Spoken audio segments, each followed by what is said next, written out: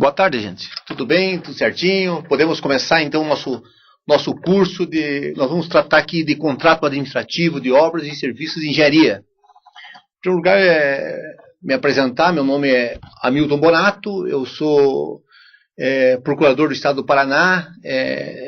Sou também colega de muitos de vocês. Sou engenheiro civil e minha formação também é em matemática, né?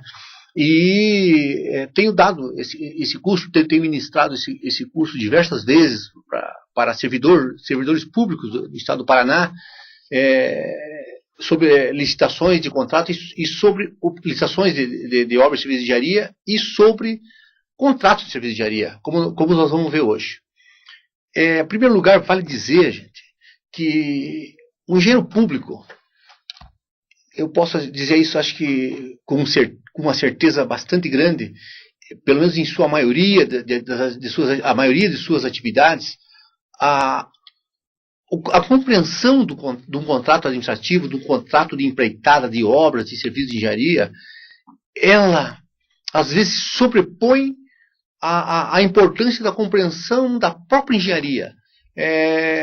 Eu diria para vocês que quem vai trabalhar em obra pública, serviço de engenharia pública, se você que é engenheiro, engenheira, arquiteto, arquiteta, aí, hoje é residente técnico na maioria dos nossos alunos, hoje já são servidores, vocês vão notar a importância que é o contrato administrativo. Às vezes, eu diria, mais importante do que o que vocês viram lá em resistências materiais, estruturas de edifícios, já que nós vamos falar muito em edifício aqui, todas essas matérias, mecânica de solos, mecânica de fluidos, dos fluidos, às vezes é menos importante, na sua maioria das vezes é menos importante que a questão do contrato administrativo de obras e serviços de engenharia.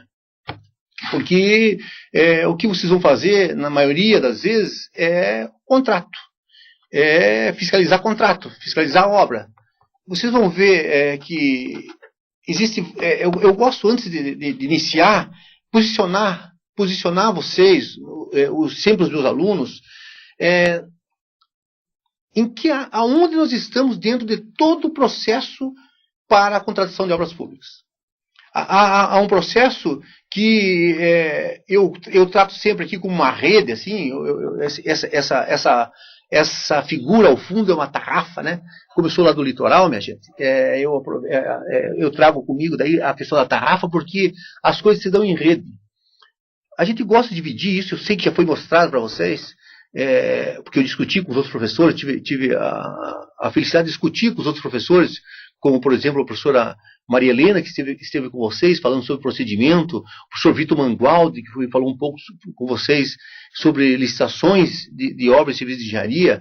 Eu gosto de dividir assim, estudo de viabilidade, termo de referência, licitação de projetos, contratação de projetos, licitação de obras, contratação de obra, pós-ocupação. Mas eu gosto de dividir, ao mesmo tempo que eu gosto de dividir, eu gostaria que se compreendesse que esses procedimentos eles estão muito interligados. Não se pode pensar no estudo de viabilidade sem esquecer as outras partes. Tá? Não se pode pensar numa contratação de projetos sem pensar lá na obra propriamente dita. Não se pode fiscalizar uma obra sem pensar, por exemplo, lá no termo de referência que originou, por exemplo, o primeiro contrato para a elaboração do projeto. Essas coisas que eu digo estão em rede, estão interligadas, né? E elas precisam que vocês compreendam elas como coisas realmente interligadas. Então, assim, no sentido de situá-los um pouquinho a respeito de todo esse procedimento, né? Eu gosto de falar que quando em cada fase que eu trato, em cada momento desse daí, por exemplo, se eu vou fazer estudo de viabilidade, eu tenho que ver que critérios que eu vou utilizar para dizer que a obra que eu pretendo construir será ou não será viável. Que estudos eu preciso fazer para dizer se ela será ou não será viável. E viável em que sentido? Quais os critérios que eu vou usar para dizer se essa obra é viável? Gosto ao analisar o estudo de viabilidade, é interessante a gente partir, ter muito, muito forte isso com a gente, gente. Quais os critérios que nós elegemos para dizer que a nossa obra é viável? Para mim, os critérios são critério social, critério econômico, critério ambiental, critério cultural e critério político. Mas, como social, permeia todos os outros. Esses 5 critérios eu particularmente divido em 4.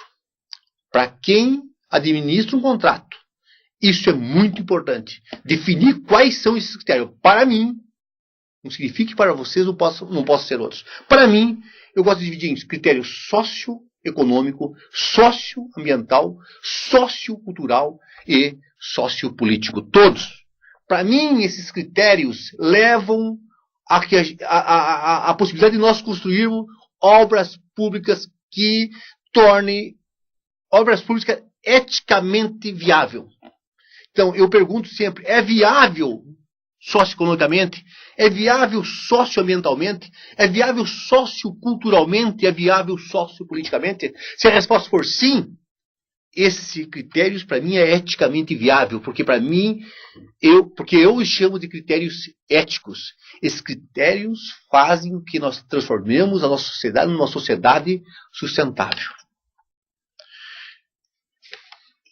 O que é sociedade sustentável? Sociedade sustentável não é apenas uma sociedade verde.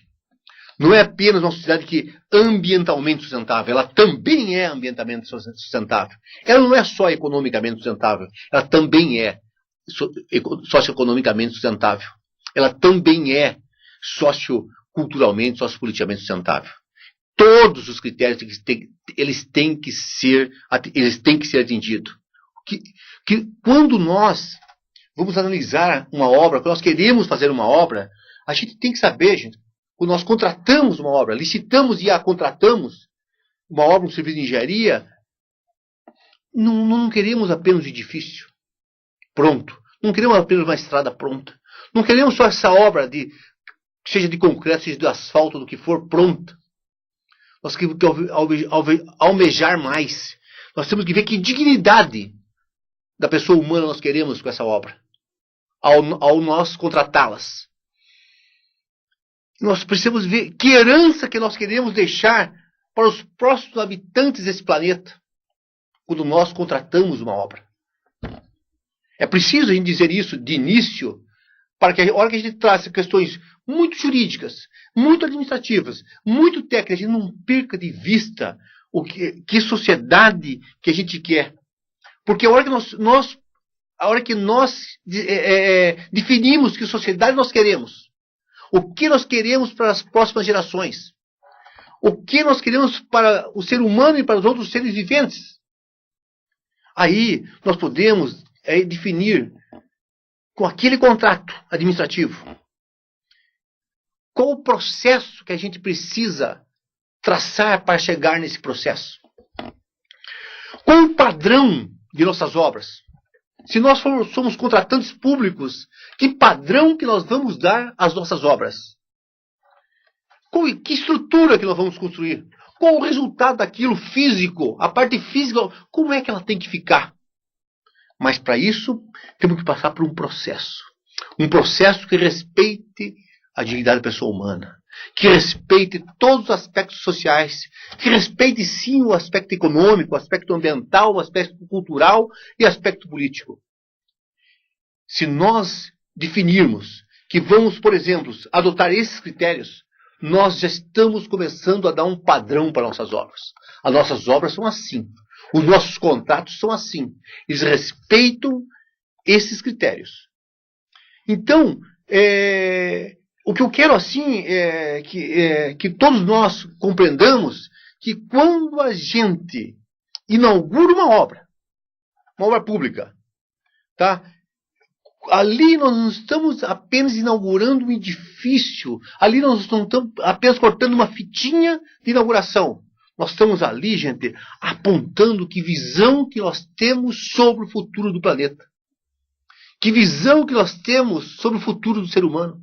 Que visão que nós temos sobre o futuro dos outros seres viventes animais, por exemplo, vegetais.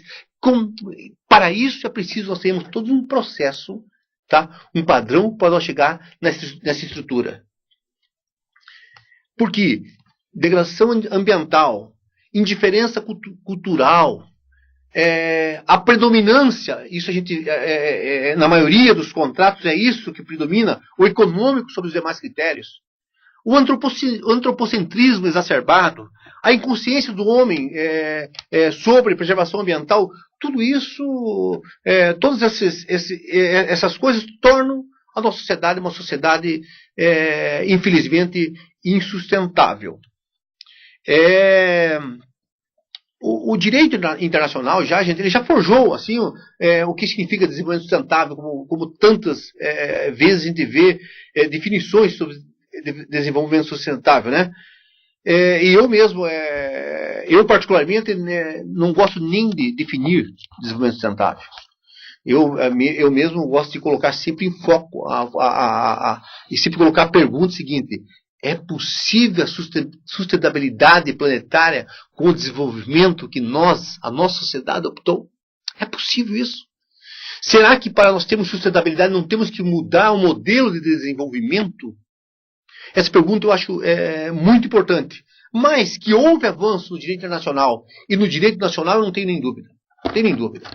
Mesmo com esse foco antropocêntrico, em primeiro lugar, e depois com esse foco no econômico, sempre em todas as conferências internacionais que nós vimos, até Rio + 20, o foco é eminentemente econômico. Mesmo assim, as nossas normas internas, os nossos contratos, aí que nós temos que chegar, eles devem, se lá já foi forjado o desenvolvimento, se lá já foi pensado na questão do desenvolvimento sustentável, aqui nós temos que forjar, através das nossas normas e dos nossos próprios contratos, nós podemos evoluir desse conceito de desenvolvimento sustentável para um conceito de sociedade sustentável, aonde implica não apenas o desenvolvimento econômico, né, como uma condição para que haja proteção ambiental, mas um desenvolvimento que, além de econômico, possibilite um desenvolvimento social, ambiental, cultural e político. Por isso que eu gosto, gente, quase encerrando essa parte inicial, eu gosto assim não gosto de falar em critérios verdes. Falar a verdade, não gosto nem de falar em edifícios verdes. Não que seja ruim o termo, não. Eu acho que ele é incompleto, gente. A gente pode ir além de edifícios verdes. Eu gosto de falar, em vez de green building, que como todos falam, eu gosto de falar lógico, inventando um nome, ethical building, né? Então, edifícios éticos. Então, em vez de critérios verdes, critérios éticos. Em vez de critério verde só ver o ambiental condicionado ao crescimento econômico, senão não existe nem proteção ambiental, com essa visão aí, ir além. E além do ambiental, né, aliado ao econômico, aliado ao social, aliado ao cultural e aliado ao político. É essa a visão que eu gostaria, que eu gosto de transmitir e tenho transmitido. Essa visão, porque nós fomos, todos nós, principalmente nós engenheiros, quem é engenheiro aí sabe muito bem, nós temos uma visão quase que exclusivamente cartesiana, né? E essa visão cartesiana nossa, mecanicista, que vê o homem, isso René Descartes dizia no seu discurso sobre o método, como relógio, né, que funcionava, e quando a gente enxerga um ser humano como relógio e o planeta como um funcionamento mecânico, a gente acha que quebrou uma peça é só trocar e fica pronto. Nosso planeta não é assim, gente. Tem coisas que uma vez nós destruímos, não tem recuperação nunca mais. Então essa nossa visão exclusivamente cartesiana vê o edifício, por exemplo, como um amontoado de materiais, serviço, mas em suma isso é edifício. Não entende o edifício como uma morada humana, né? Que tem vidas ali dentro, que ali dentro de um edifício, convenhamos, um edifício público com muito mais ênfase talvez, uma visão ali dentro tem vidas, tem relações que acontecem ali dentro, de frente àquele edifício tem pessoas passando, tem uma vizinhança, Às vezes, gente, para o cartesiano, para quem pensa exclusivamente de forma cartesiana, não percebe a manifesta teia da vida que se estabelece a cada instante no edifício, em especial um edifício público.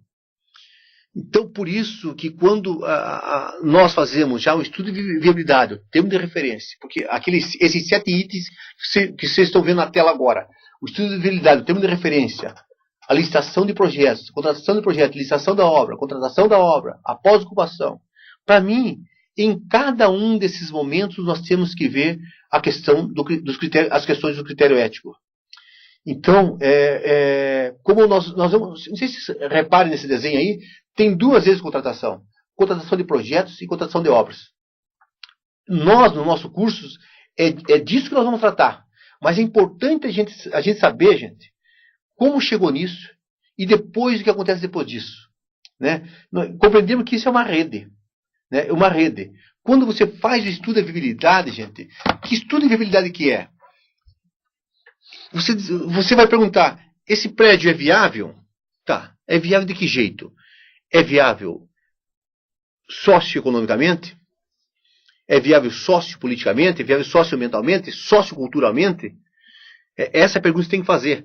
E tem que responder tudo como sim, para poder licitar e contratar um prédio desse. Então, quando você faz o seu estudo de viabilidade, você vai verificar se é viável socioeconomicamente. Vai no terreno, por exemplo. Vai no terreno, por exemplo, e vê assim... puxa, economicamente não é viável. Por quê?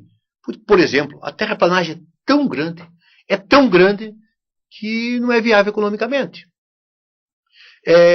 Você vai ver a questão socioambiental. Puxa vida, vai lá no terreno que a princípio se optou e vai dizer assim, esse terreno aí, ambientalmente não é viável. Porque tem um olho de água aqui, ou senão tem um pinheiro plantado em algum lugar do terreno, ou por alguma condição não vai ser viável ambientalmente, socioambientalmente, e assim por diante, né? A questão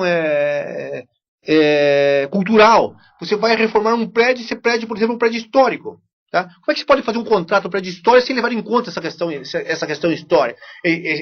Né? Você pode chegar à conclusão que você vai fazer uma obra do lado de um prédio histórico que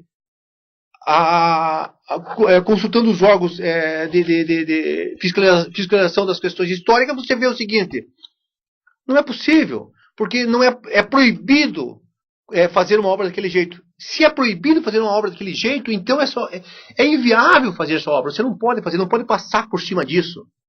E se tem uma coisa que deixa muita polêmica, é a questão, por exemplo, do critério político. Essa discussão a gente já teve bastante lá dentro com equipes de engenheiros, de arquitetos na Secretaria de Infraestrutura e Logística aqui do Paraná e também na Paraná Edificações. Quando a gente defendia a possibilidade de trazer como critério o critério sociopolítico. Imaginem só vocês, olha como é importante, e sociopolítico falam em sentido, às vezes as pessoas pensam político só em partido político, não é só isso. Político eu falo em participação da comunidade, respeito à vontade da comunidade, respeito do cidadão que mora próximo a onde vai ser instalado, por exemplo, aquele edifício, ou porque vai trabalhar naquele edifício, os líderes daquela comunidade, prefeito, vereadores, as associações comunitárias. Quando eu falo em critério sociopolítico, eu vejo como um critério para fazer uma obra pública, antes de licitar, não falando nem em contrato, antes de licitar uma obra pública, lá no estudo de viabilidade, para ver se é viável sociopoliticamente. Houve uma discussão com a comunidade aceita uma obra desse tipo lá, ela acha interessante, de que jeito que ela quer. Será que o programa de necessidades não tem que ser discutido com a comunidade, já que são eles que vão utilizar essa obra? Tem um exemplo positivo e um exemplo negativo para dar. Exemplo negativo, para começar pelo negativo, para depois falar do positivo, ia-se fazer uma uma delegacia, onde havia inclusive cadeias públicas junto, num determinado bairro, numa cidade. Licitaram o projeto. Não fizeram estudo de viabilidade, então. Eu vi isso acontecer. Foi licitado o projeto. contratado o projeto. O projeto foi feito e recebido pela administração pública. Aí foi, com o projeto na mão, os projetos, o projeto básico e todos os complementares, né, foi licitada a obra. Licitou-se a obra, tá? Uma empresa ganhou a licitação e aí foi firmado o contrato administrativo, do que nós vamos falar muito daqui a pouquinho de contrato administrativo. Não se preocupem, que estão ainda apreensivos a respeito disso. Aí foi feito o contrato administrativo, a empresa foi iniciar a obra, a comunidade soube que ali ia ser feita uma delegacia com cadeias junto, inclusive, e assim, não, aqui não sai. A comunidade não quis. E não houve jeito da comunidade aceitar aquela obra. Se tivesse feito estudo da viabilidade, se tivesse feito, estudado a viabilidade política, se tivesse entrado usando esse critério sociopolítico, discutido com a comunidade já antes de licitar o projeto, antes de fazer o termo de referência, gente. Nem o termo de referência teria sido feito. Há quanto tempo perdido e quanto dinheiro perdido aconteceu. Esse é um exemplo para demonstrar que se um contrato é feito sem essa ligação lá desde a estudabilidade, termo de referência, licitação da obra, do projeto, perdoe, licitação do projeto, contratação do projeto, se tudo isso não é interligado, gente, tá, pode chegar a coisas como essa.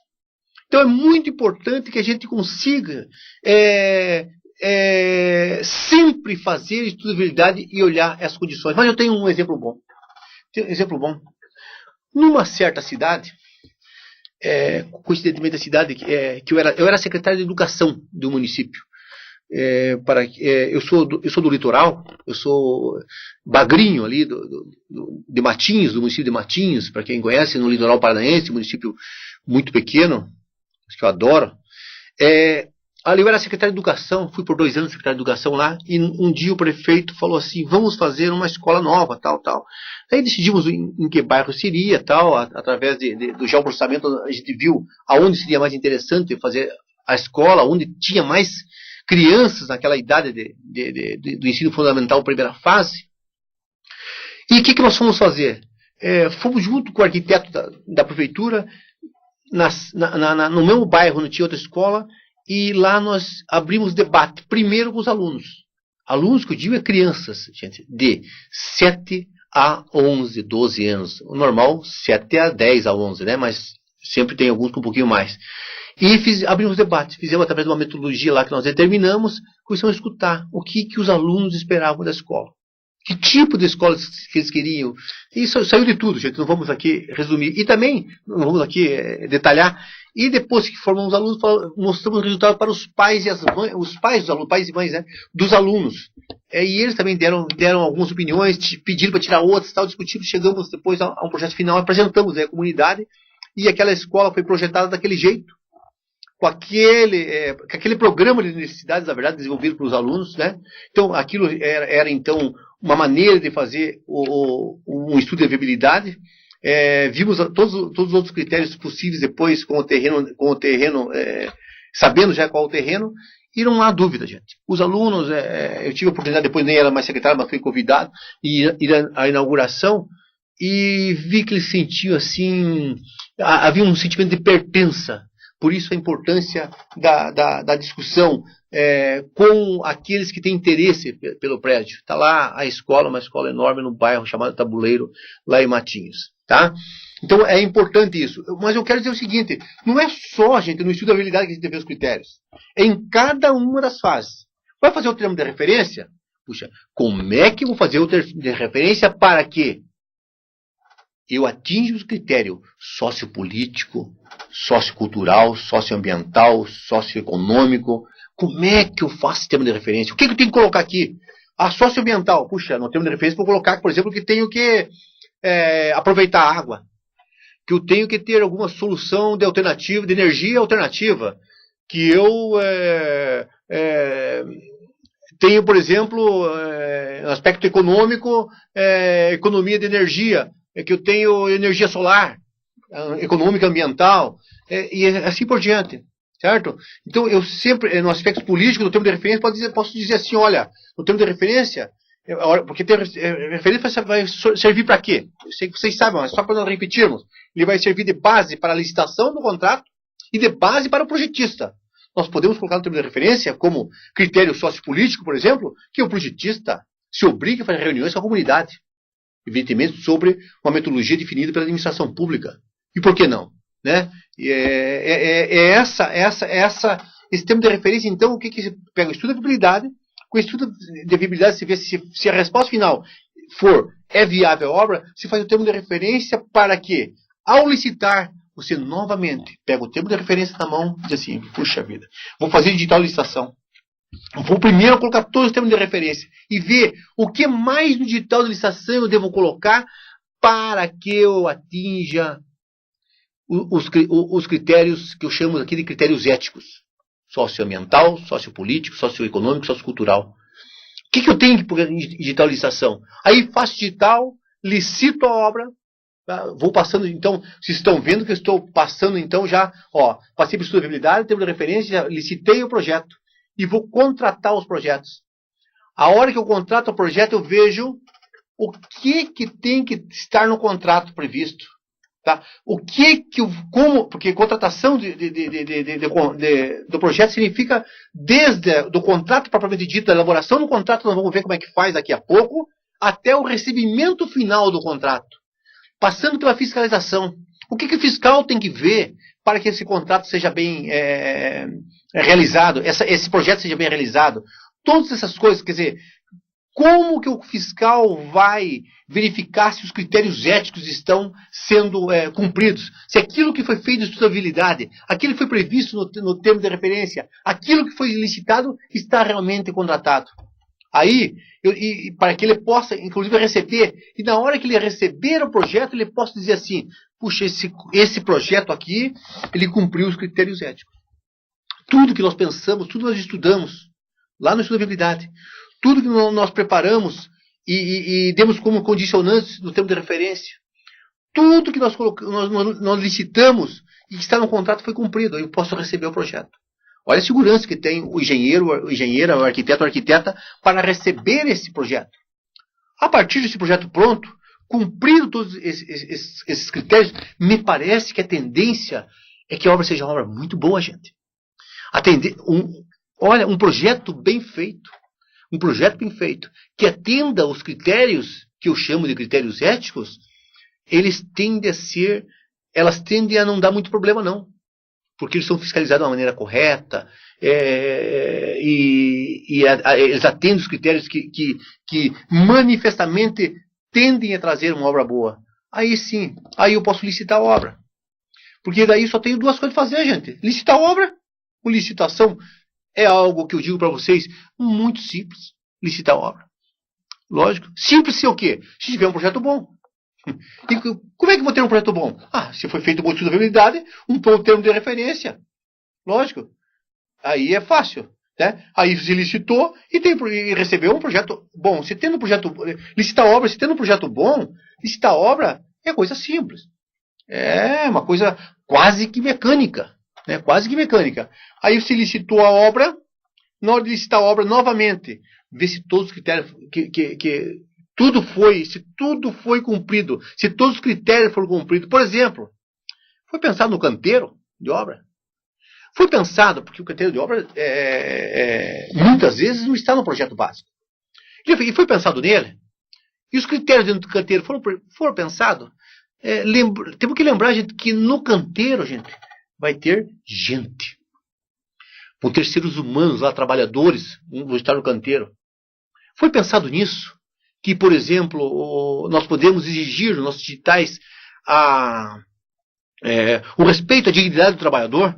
Nós podemos, o empreiteiro, ganhador da licitação, ele, na hora de contratar a obra, nós podemos exigir que ele melhore as condições do trabalhador, com, por exemplo, segurança, toda a segurança possível. A questão da acessibilidade para o trabalhador que tenha qualquer dificuldade. A questão do transporte público, podemos pensar para o trabalhador. A questão da premiação para aquele trabalhador, por exemplo, que vai de bicicleta trabalhar. Questões como essas, questões que não são normalmente discutidas, nós temos que começar a discutir. Saber que uma obra não é só um amontoado de material. Uma obra é feita por ser humano. Né? A obra não é feita por máquinas. Máquinas são instrumentos do ser humano. Então é essa hora de ver. Esse canteiro permite que a sociedade que mora ao lado, a sociedade interessada, visite-o para ver se está sendo cumprido. Será que não seria interessante isso como um critério sociopolítico, a possibilidade de eles visitarem? Será que a placa da obra não tem que ter o cronograma físico-financeiro da obra para que a sociedade acompanhe o andamento da obra? Critério sociocultural, será que não está? Aquela obra não vai mexer com a cultura, com os valores da sociedade, dependendo da obra? Será que estão vendo a importância dos valores culturais daquela sociedade que ali vive, naquele entorno daquela obra, nas redondezas daquela obra, na vizinhança? E assim todos os critérios. Então, na hora da contratação, nós temos que ver tudo isso. E o canteiro? As questões ambientais do canteiro.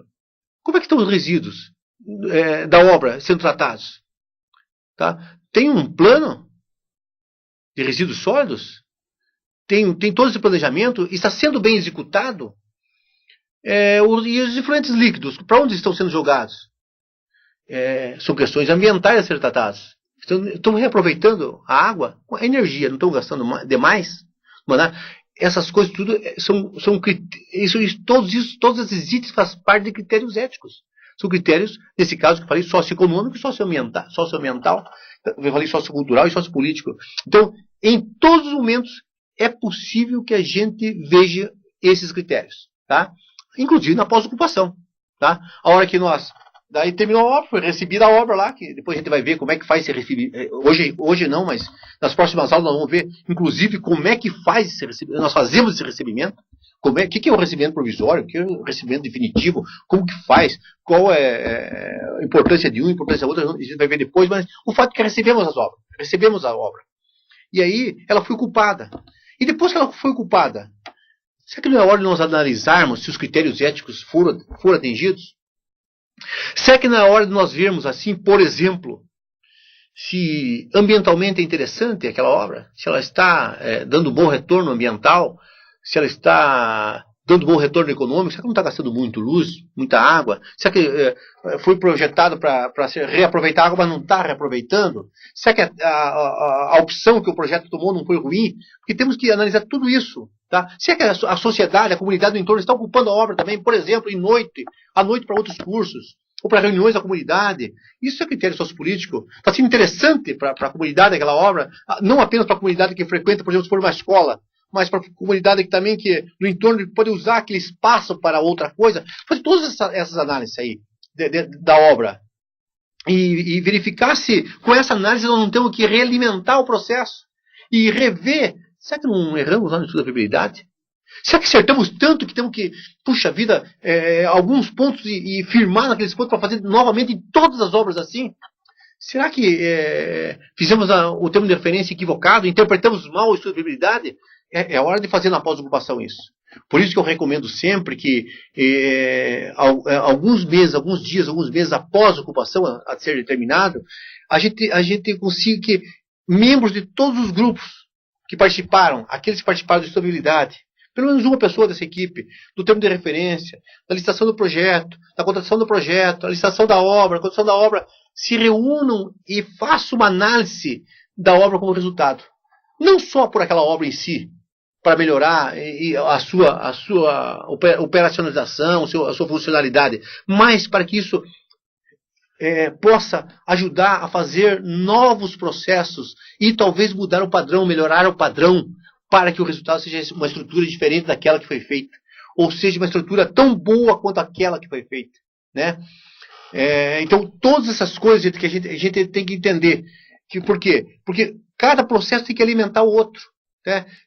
Cada uma dessas partes que vocês veem, são sete partes. Cada uma dessas 7 partes aqui tem que ser conversar com as outras partes. Porque cada parte, gente, nós temos que compreender como pensam aqueles que não os que pensam de maneira exclusivamente cartesianos, mas aqueles que pensam de forma sistêmica. Compreender que cada parte é o todo. E o todo está em cada parte. A hora que você faz estudo de viabilidade, você tem que enxergar a licitação da obra, você tem que enxergar a contratação da obra. A hora que se contratar a obra, você tem que enxergar lá como é que foi feito o termo de referência. A hora que fizer o termo de referência, você tem que enxergar já a obra sendo pós-ocupada. Quer dizer, isso aí é uma rede. E uma rede, vocês sabem, se você mexer com um nó da rede, imagine uma rede esticada. A hora que você esticou um nó, todos os nós mexem. Um mais, outros menos, é verdade. Mas todos os outros, a rede toda é agitada. Gente.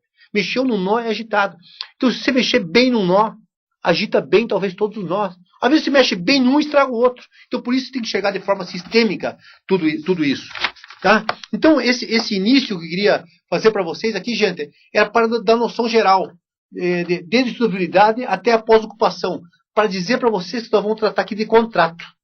Contrato de serviço de engenharia e obras de engenharia. Quando eu falo em engenharia e arquitetura, é que a lei fala, e às vezes a gente sente assim,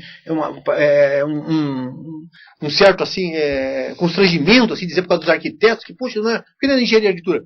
Por causa que a lei diz que é de serviço de engenharia. Mas, evidentemente, quando a gente fala serviço de engenharia, está incluindo, evidentemente, a arquitetura. Tá? Porque nós vamos trabalhar com projetos de arquitetura, os projetos complementares, que são os outros projetos, e vamos trabalhar com execução de obras, que pode ser realizada por engenheiros e arquitetos. Então, não encarem assim na boa. De alguém que trabalhei muito tempo com arquiteto, eu tive escritório de engenharia e arquitetura junto com outro arquiteto, aliás, um dos maiores, meu sócio até hoje, um dos maiores amigos, tenho muito respeito pela profissão, gosto muito, gostaria de poder ter tempo até para fazer esse curso, é tão interessante que eu acho. Minha filha estuda arquitetura, eu gosto muito. Então, sempre que eu falar serviço de engenharia, e às vezes esquecer da palavra arquitetura, não falar por algum motivo, geralmente não vai ser por esquecimento, geralmente vai ser porque a lei diz chama de serviço de engenharia, tá? Talvez fosse a hora de nós mudarmos, né, essa denominação. Então nós vamos agora, continuando então, dizer que, gente, primeiro, eu queria mostrar para vocês a diferença entre obras e serviços de engenharia. Primeiro, a diferença entre obras e serviços, tá? Porque parece para o engenheiro arquiteto que é muito fácil. Na verdade mas é um pouco, às vezes, é diferente do que nós aprendemos na escola, porque nós temos que dar uma definição aqui, uma definição legal. Que nós vamos fiscalizar contratos, nós vamos analisar contratos a partir de critérios que são dados pela lei. Obra, então, de acordo com a Lei 866, que é a Lei de Licitações de Contratos, para quem não está acostumado, a União tem uma lei geral de licitações, chamada Lei 8666 de 1993. Certo? O Paraná tem sua lei própria, Lei 15608. Tá? Então, para nós, de 2007, a lei paranaense, que também trata de licitações de contratos, mas evidentemente não sobrepõe a lei federal. Para o Paraná, o que vale é a lei estadual. Mas sempre a gente diz subsidiariamente aplique-se a 8666. O que não tiver na 15608, nós aplicamos a 8666, que é uma lei geral de licitações de contratos. A nossa é uma lei estadual que traz algumas coisas específicas.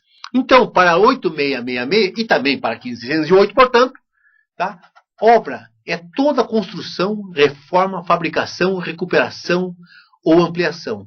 Gente, estou dizendo para vocês que obra é isso. A lei diz que obra é construção, reforma, fabricação, recuperação e ampliação. Tá? Já vamos ver o que é cada uma dessas coisas. É isso. E outra coisa não é obra? Não. Por quê? Porque a lei não diz. Mas eu aprendi que era obra. Pois mas deve ser serviço de engenharia. Tá? Mas não é obra. Tá? Obra que a lei diz. Qual lei? A lei 866, a lei 15608. Tá? Então, eu só estou colocando, como nós vamos ver contrato, gente, isso aí, provavelmente você já tem visto, eu estou dando uma revisada rápida, porque nós vamos fazer contrato de obra e serviço. Então, eu preciso ficar muito claro, eu preciso ficar muito pactuado entre nós aqui, o que é obra e o que é serviço, só por isso. Sei que muitos, vocês já acabaram vendo isso aí, provavelmente. Mas, como nós vamos falar em contrato de obra e serviço de engenharia, nós vamos rapidamente deixar bem claro o que é um e o que é outro, para que não fique qualquer dúvida que tipo de contrato nós estamos fazendo. Em serviço, tá? Em sentido lato, assim prevê a 8666, é toda atividade destinada a obter determinada utilidade para o interesse da administração. O que é serviço? Tais como demolição, conserto, instalação, montagem, operação, conservação, reparação, adaptação, manutenção, transporte, locação de bens, publicidade, seguro ou trabalhos técnicos profissionais. Isso, gente, isso aí é serviço. Tais como, existem outros serviços, podem aparecer, não tem problema. Tá? Obra não, é toda a construção, reforma, fabricação, recuperação e ampliação. Pronto. Isso é obra. Serviços são os outros. Daí ele exemplifica alguns aqui, gente. Tá? Isso, nós vamos ver cada um o que é. Tá? E a lei não definiu especificamente o que vem a ser serviço de engenharia, deixando ao intérprete essa missão. A lei não diz, gente. A lei 8666, ela não disse. Tá? Serviço você queria, mas o que é de engenharia? Tá? A lei não diz. A lei federal. Vamos ver que a lei estadual, ela diz. A federal não disse o que era isso. Tá? Então, mas vinha se dotando nas licitações públicas para delimitar obras de engenharia e serviços de engenharia de que esses são os que exigem a responsabilidade do profissional vinculado ao CREA. Lembre-se que não tinha CAL ainda. Tá? Eu estou falando isso, evidentemente nós vamos já fazer sempre analogia com o CAL. Tá? Então, serviço de engenharia, então, é aquele executado sob a responsabilidade de um profissional vinculado ao CREA ou ao CAL, certo? Beleza? A Lei 15.608, ela conceituou o serviço de engenharia. Mas como a Lei de 2007, anterior à criação do CAL, certo? Então, o que a lei estadual disse? Atividade que predomine o trabalho do profissional registrado no Conselho de Engenharia, Arquitetura e Agronomia. E podemos, tranquilamente, por uma analogia, dizer, e no Conselho de Arquitetura e Urbanismo. Tranquilamente, tá? Com a criação do CAL, evidentemente, sempre que nós vamos olhar serviço de engenharia, nós vamos ver também com o serviço de arquitetura. Tá? Sempre que a gente vê CREA, nós vamos também ver ao lado do CREA o CAL. Se não ver no trabalho que vocês receberam, que eu trouxe para vocês, aquela apostila que vocês receberam, eu já dou esse tratamento. Vocês vão ver também que nos cadernos, que já, não sei se algum de vocês já teve a oportunidade de ver os cadernos, eu até vou vincular para vocês esses cadernos, vou linkar para vocês ali no Moodle, durante essa semana, esses cadernos. Lá também nós já demos esse tratamento, pelo menos os cadernos que foram feitos após a criação do CAL. Tá? A gente já deu esse tratamento com esse respeito à profissão, com essa necessidade também legal, né? Porque nada mais é do que uma necessidade legal. Tá? Então, sempre que eu falar CREA, leia-se também CAL. O Tribunal de Contas do Estado, olha que ele fez numa resolução. Muito se discutia, gente. Muito se discutia o que era obra, o que era serviço, tal, o que ampliar, construir, aqueles itens que eu passei adiante. Então, eu resolvi fazer uma resolução, tá, dizendo que considerava obra de engenharia. Tá? E que era cada um daqueles itens que a própria lei cita. Então, para o Tribunal de Contas do Estado do Paraná, que nos interessa muito, afinal de contas, eles fazem a fiscalização externa dos órgãos públicos, né, que constroem obras de serviço de engenharia. Então, obra de engenharia é a ação de construir, reformar, fabricar, recuperar ou ampliar um bem, na qual seja necessária a utilização de conhecimentos técnicos específicos envolvendo a participação de profissionais habilitados conforme disposto na Lei Federal 5.194/66. Então, você vê que a resolução é anterior, número 25 de 2011, é anterior, então, à criação do CAL, né, gente? Tá? O CAL é do final do ano, de dezembro, né? Então, e ele ali nos ajudou, conceitou, eu achei interessante, nos ajudou bastante a dizer o que é cada uma dessas coisas. O que é ampliar? Para dizer que está fazendo uma obra de engenharia. Produzir aumento na área construída de uma edificação ou de quaisquer dimensões de uma obra que já exista. Ampliar é um conceito até natural para nós, né? Natural para nós. Mas será de engenharia se for feito com um profissional de engenharia e arquitetura. Senão vai ser uma obra, mas não vai ser. É possível que haja uma obra sem ser de engenharia? É possível sim. Quer ver? Uma obra que é uma obra, mas não é de engenharia, por exemplo, eu tenho uma mureta 30 centímetros de altura e ela tem 10 metros, vou colocar 1 metro a mais. É uma obra. Precisa de profissional de engenharia de arquitetura fazer 1 metro a mais de uma mureta de 30 centímetros de altura no piso, assim, sobre o chão? Não precisa de profissional de engenharia. Então é uma obra, mas não é uma obra de engenharia. Então, para ser uma obra de engenharia, precisa do engenheiro, ou obra de engenharia e arquitetura, como queiram denominar, que eu espero que a legislação traga a expressão de arquitetura também, eu sinceramente espero, que ela tem que ter um profissional. Então é possível ter a obra e não ser necessário o profissional. Ela será uma obra, de qualquer jeito, mas não será obra de engenharia, certo? Então, ampliar, construir. Consiste no ato de executar e edificar uma obra nova. Construir, fazer uma obra nova. Não tem também, é evidente também esse conceito, né? Construir, executar e edificar uma obra nova a partir do zero, parte do zero, né? Terreno, e você faz a obra nova, não há muito o que discutir com vocês sobre isso. Fabricar. Tá aí os 5 conceitos que eles trouxeram. Produzir ou transformar bens de consumo ou de produção através de processos industriais ou de manufatura. Certo? Fabricar. O que seria, por exemplo, pré-moldados. Né? Se fabrica o pré-moldado. Tá? Se fabrica. Isso é fabricação. Precisa de engenharia para fazer, por exemplo, pré-moldados de concreto, para fazer barracões? Precisa de engenheiros? Precisa. Então essa é uma obra de engenharia.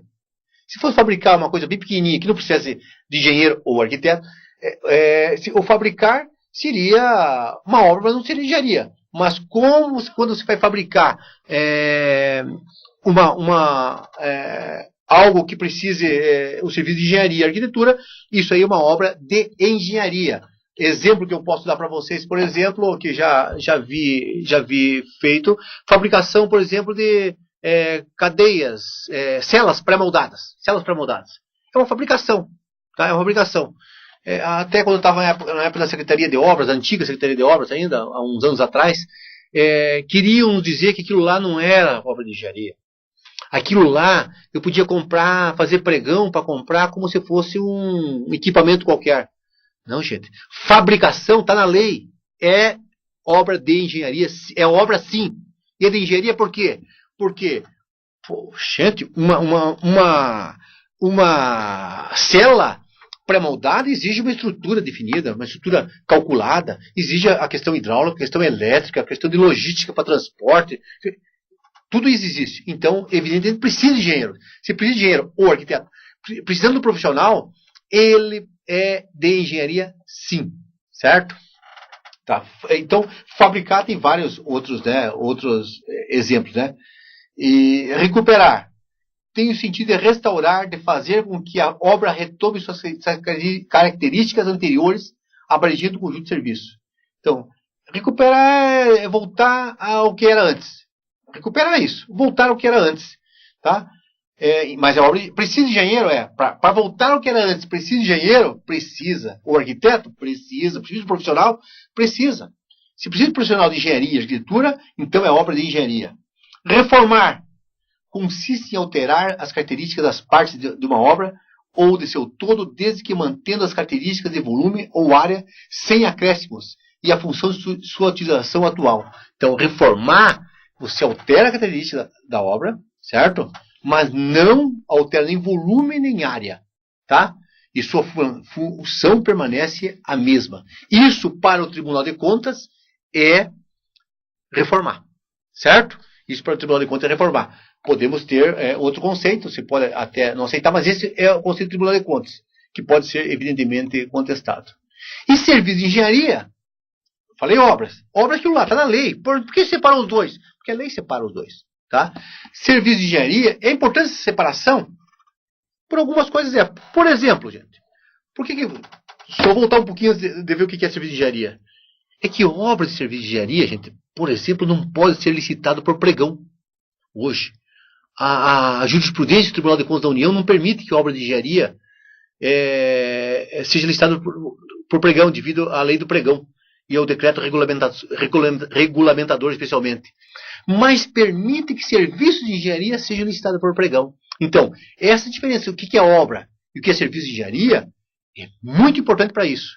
Para um, você vai poder licitar tá? A obra só por concorrência, tomada de preço ou convite. O serviço de engenharia você pode também licitar por pregão, que é muito mais rápido, pode ser eletrônico, que isso você já deve ter visto já o que é um pregão, né? Lá com o Dr. Vitor Mangualde, lá, o advogado do Estado de Minas Gerais, que deu um curso para vocês aqui, né? Que foi procurador do Estado, do Paraná também anteriormente. Então, serviço de engenharia é toda atividade que necessite da participação e acompanhamento profissional habilitado. Para quê? Consertar, instalar, montar, operar. Aquilo que nós vimos lá na lei. Conservar, reparar, adaptar, manter, transportar ou ainda demolir. Tá? Inclui nessa definição as atividades profissionais referentes a serviços técnicos profissionais, especializados de projetos. Projetos, então, gente, serviços de engenharia. Tá? É assim que diz a lei. Lógico que engloba a arquitetura, novamente digo. Tá? Planejamentos, né, estudos técnicos, pareceres, perícias, avaliações, assessorias, consultorias, auditoria, fiscalização, supervisão e gerenciamento de acordo com os seguintes conceitos. Então, se eu estou dizendo que existe serviço de engenharia, gente, e também na arquitetura, significa, isso nós vamos ver mais tarde também, que todos esses serviços, e também as obras, esses serviços que estão elencados aí, eles precisam de ART ou RRT. Anotação de responsabilidade técnica ou registro de responsabilidade técnica nos casos dos arquitetos. Primeiro nos casos de engenheiros, segundo nos casos dos arquitetos. Tá? Porque se eles são serviços técnicos, se exercidos por profissionais, eles precisam disso. Tá? Precisam da responsabilidade técnica. Adaptar, o que é? Transformar a instalação, equipamento ou dispositivo para uso diferente daquele originalmente proposto. Ele servia para uma coisa, tá? Esse serviço servia para uma coisa e vai acabar depois servindo para outra coisa. Tá? Você adapta ele. Tá? É adaptar isso. Tá? Se precisar de um engenheiro para adaptar o arquiteto, esse é um serviço de engenharia. Quando você está alterar visando adaptar obras, esse conceito será designado de reforma, como vimos antes. Reforma o que é? Uma adaptação na obra. Certo? Consertar. Colocar em bom estado de uso ou funcionamento o objeto danificado. Corrigir defeito ou falha. Sem dúvida, né, gente? Consertar. Todos nós, de vez em quando, fazemos um conserto de alguma coisa, né, gente? Nem que seja em casa. Conservar. Conjunto de operações visando preservar ou manter em bom estado, fazer durar, guardar adequadamente, permanecer ou continuar nas condições de conforto e segurança previsto no projeto. Então, conservar é isso. Tá? Aquelas operações que fazem a coisa durar. Guarda certinho. Isso é para conservar, né? O que nós fazemos, por exemplo, com nossos produtos, como colocamos em casa na geladeira. Isso é conservar, né? E assim também os materiais, pode ser a conservação exija um trabalho mais técnico para fazê-lo. Então chama-se conservar. Nós vamos ver que diferente, tem outras definições que nós vamos ver daqui a pouquinho como manter. Demolir por abaixo. Desmanchar, destruir, desfazer, né? Obra suas partes. Né? Instalar. Atividade de colocar ou dispor convenientemente peças, equipamentos, acessórios do sistema em determinada obra ou serviço. Por exemplo, instalar um elevador. Instalar um ar-condicionado. Né? Isso é uma obra, evidentemente, de obra de engenharia. Esses dois exemplos que eu dei típica de engenheiro mecânico. Né? Opa, deixa eu passar o próximo slide, gente. Manter. Preservar aparelhos, máquinas, equipamentos e obras em bom estado de operação, assegurando sua plena funcionalidade. Manutenção. Tá? Muitos, nós vamos ver depois, muitos órgãos têm aqueles contratos para manutenção da obra. Né? Aquelas pessoas que ficam mantendo a obra certinha, né? Conserva, quebrou o vidro, troca. Queimou a lâmpada, troca. Riscou a parede, dá uma repintada, assim por diante, tá? Esse é manter. Montar, arranjar ou dispor adequadamente peças ou mecanismo de modo a compor um todo a funcionar. Se a montagem for do todo, deve ser considerada de fabricação, né? Já vimos que é fabricação. Operar é fazer funcionar obras, equipamentos ou mecanismos para produzir certos efeitos ou produtos, né? Reparar, fazer que a peça ou parte dela retorne suas características anteriores. Reparar. Nas indicações, já vimos lá, né? Define-se como serviço em partes da mesma. Diferença de recuperar. Tá? Lá chama-se recuperar. Aqui é reparar. Transportar. Conduzir de um ponto a outro cargas cujas condições de manuseio ou segurança obriguem a adoção de técnicas ou conhecimento de engenharia. E se transportar. Gente, eu não cheguei em contratos ainda. Tá? Agora que eu vou chegar, certo? Agora que eu vou falar um pouquinho para vocês o que é um contrato, né? O que é um contrato administrativo, que é a matéria. Mas, antes eu precisava, gente, me perdoem os que já sabiam subejamente o que eu falei, eu precisava primeiro nos situar, né? Aonde que está o contrato, né? E em segundo ponto, eu precisava dizer para vocês, contrato do quê? Obra de serviço de engenharia, tá? Mas antes de entrar em contrato, ainda só queria fazer uma observação. Todos os conceitos, para nós uma coisa também é muito importante, que é um conceito que os orçamentos trazem. Não os orçamentos da engenharia, os orçamentos públicos. Os orçamentos lá da lei de orçamentária anual, da lei de diretrizes orçamentárias, dos planos plurianual. A diferença, eles diferenciam em duas coisas. Reparos e melhorias apenas. Tá? Isso é muito importante, por quê? Porque existem duas rubricas no orçamento. Uma de reparos, outra de melhoria. Reparar especificamente para para a lei orçamentária, tá? Reparar é voltar ao estado anterior. Reparar é isso, tá? E melhorar é ele ter uma outra condição do que era anterior. Tá? Melhora, por que isso? Porque se só repara, gente, isso é custeio. Lá no orçamento vai estar como custeio. Então você tem que diferenciar o que é custeio, tá? E o que é investimento. A melhoria já implica investimento. Uma ampliação, nesse caso, seria a melhoria, certo? O reparo não é investimento, é para manter. É muito semelhante à questão da manutenção. Só para situar lá que existe uma outra definiçãozinha, só para dizer para vocês isso, orçamentária. Que nós temos que saber se aquilo que nós vamos fazer é investimento, tá? Ou é apenas custeio. Tá? É só isso que eu queria fazer, que eu lembrei de falar para vocês. Tá? Então, contrato administrativo é um acordo entre a administração pública e terceiros.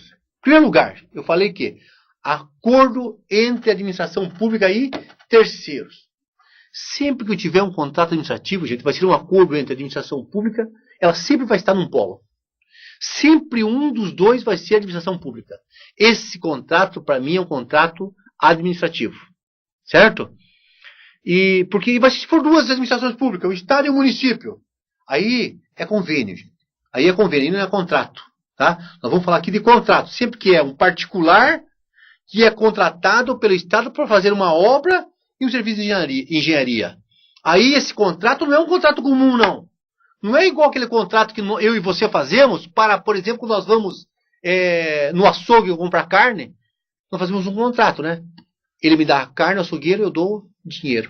Vou na padaria, ele me dá o pão, eu dou dinheiro. É um contrato. Cada um, né? Igualzinho e tal. Nós vemos que esse contrato é um pouquinho diferente.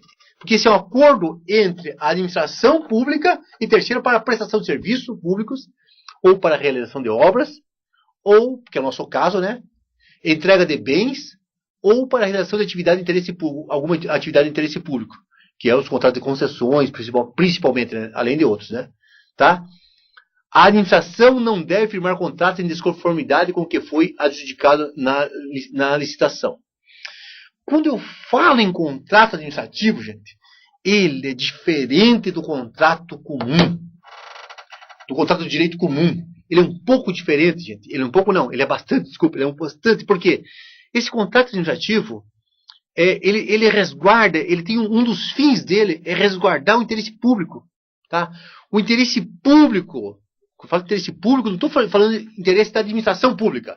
Interesse público, interesse não da administração, mas da população, tá? O interesse que a gente chama de interesse primário, ele é maior do que o interesse individual, tá? Aquele direito individual concebido.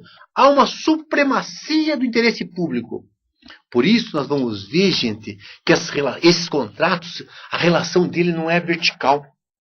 A relação não é horizontal. Não é horizontal. A relação é vertical. A relação é vertical. A administração pública está... ela tem prerrogativas maiores que o particular. Por quê? Porque é uma supremacia do interesse público. Tá? Essa relação jurídica, elas são desequilibradas. Nós vamos ver daqui a pouquinho aí aonde estão esses desequilíbrios, tá? Não, esse desequilíbrio, ele não é para que a administração saia ganhando. Não. É porque o interesse da administração pública é maior.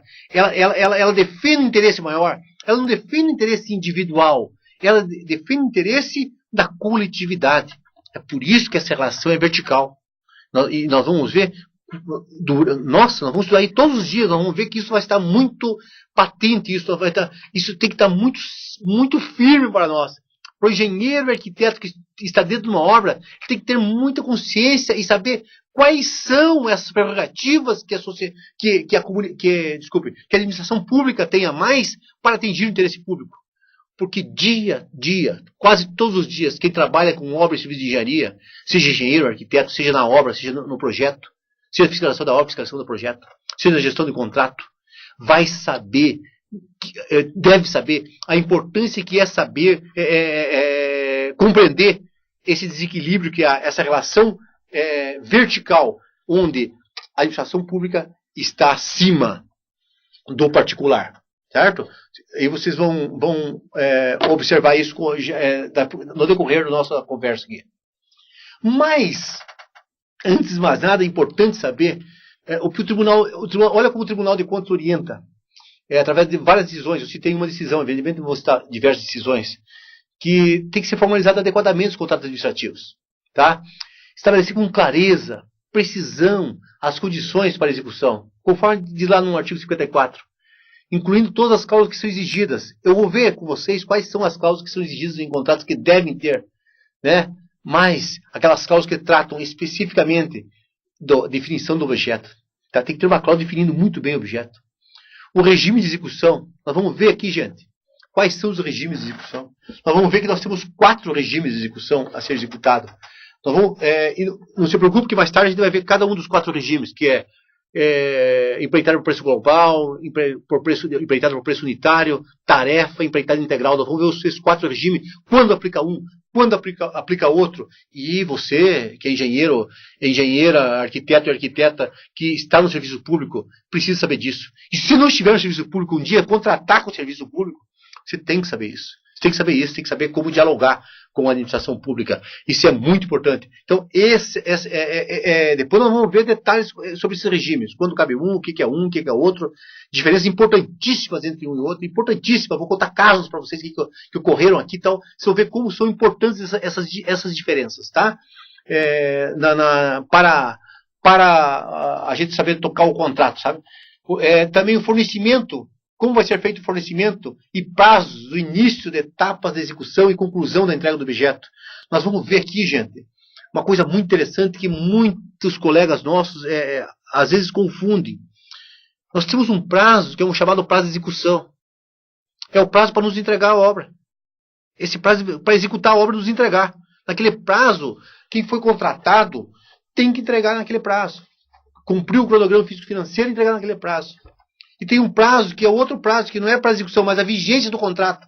Acaba para execução, o contrato continua vigindo.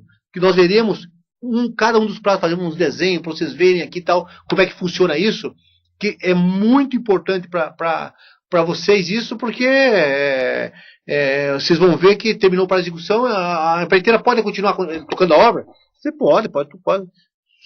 Só que será penalizado. Se atrasou injustificamente, você é penalizado. Como é que se penaliza? Também veremos, em seguida. Continuando então. Os contratos administrativos, só dados técnicos aqui para vocês, assim, jurídico e administrativo, eles devem ser numerados em sequências, lógica e arquivados, bem como seus possíveis aditivos que são realizados. Se faz um contrato, é possível, que é até normal. Gostaria que não fosse normal, gostaria que fosse possível ou não fosse normal. Eu gostaria que o aditivo fosse algo muito raro, que fosse uma exceção. Mas digo para vocês, pela experiência que a gente tem, não tem sido uma exceção. Seja no estado do Paraná, em qualquer um dos estados, na União, nos municípios, né? E muitos aditivos justos, evidentemente, mas muitos não, que foi por atraso, por erro mesmo da empresa e tal. Mas ele deve ter. Então, quero dizer para vocês que tem que ter aditivo. Depois nós vamos ver todos os tipos possíveis de aditivo. mas os possíveis e impossíveis de aditivo nós vamos ver depois. Tá? Quando caracterizado alterações contratuais. Alterou o contrato, nós temos que fazer aditivo. É isso. Assim, por exemplo, quando houver supressão ou acréscimo no objeto, ou prorrogação de prazo contratual, dentre outros caracteriza a alteração. Então, eu por exemplo, eu ia construir uma obra lá e resolvi tirar parte dela. Por algum motivo, não preciso construir tudo aquilo. Então, vou tirar. Eu fui numa escola, construí lá várias salas de aulas e também uma salinha separada lá para guardar material. A hora que a construtora começou a iniciar, estou dando um exemplo para vocês, começou a iniciar, iniciou a construção, ela chegou lá, a PMF já tinha construído. Então, peraí, então isso estava contratado, tenho que retirar, suprimir do contrato. Para eu suprimir aquilo do contrato, tem que fazer o quê? Um aditivo suprimindo aquela parte do objeto, evidentemente suprimindo os recursos que seriam utilizados para fazer aquela parte. O valor do projeto vai diminuir, assim que eu possa crescer. Tá? Eu ia fazer 10 salas de aula, chegou lá na hora da matrícula, o Estado viu que precisava, a Secretaria de Educação, que precisava de 11 salas de aula. Né? Depois eu vejo que condições posso fazer isso. Aí eu posso acrescer. Se eu for acrescer, vai aumentar o valor da obra, vai. Então eu tenho que fazer isso através de um aditivo. Tá? O prazo da obra era de 10 meses. Mas houve algum problema, por exemplo, mas choveu tanto, gente. Mas choveu que Deus o livre. Mas choveu muito. Mais que o normal. Aí não deu para terminar, não vai dar para terminar em 10 meses. Aí pode-se, por exemplo, prorrogar o prazo de execução. Tá? Faz um aditivo prorrogando o prazo. Pactua com a empreiteira, olha, o que atrapalhou foram os 30 dias. Eu posso fazer um aditivo prorrogando o prazo. Se eu fizer esse aditivo, se eu precisar prorrogar o prazo de execução ou objeto contratual, eu tenho que fazer constar isso num aditivo. Tá? Isso é bastante importante. Tá?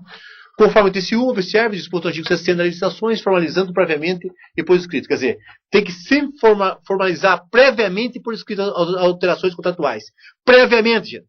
Se eu não fizer previamente, nós vamos ver que aqui é um perigo danado.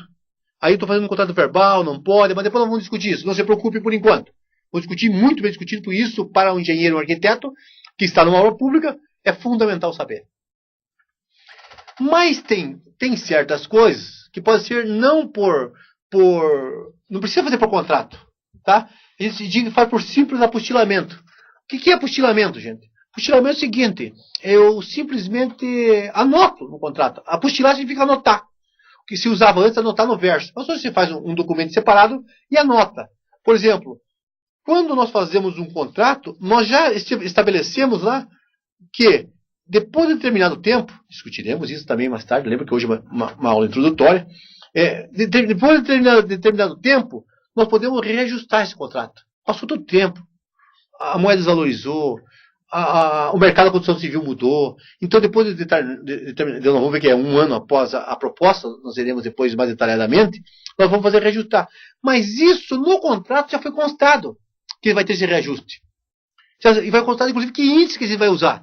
Pô, então isso já foi tratado, já estava no contrato, já foi tratado. Não preciso fazer um aditivo para isso. Eu só anoto. Faço um documentozinho dizendo, olha, o contrato custava X mil reais, agora custa X mil e pouquinho mil reais em relação ao reajustamento. Reajustamento esse dado através de índices setoriais. Índice, então, no nosso caso, da construção civil. Tá? E, por exemplo, você pode usar também no contrato, gente, vai sempre qual é a dotação orçamentária.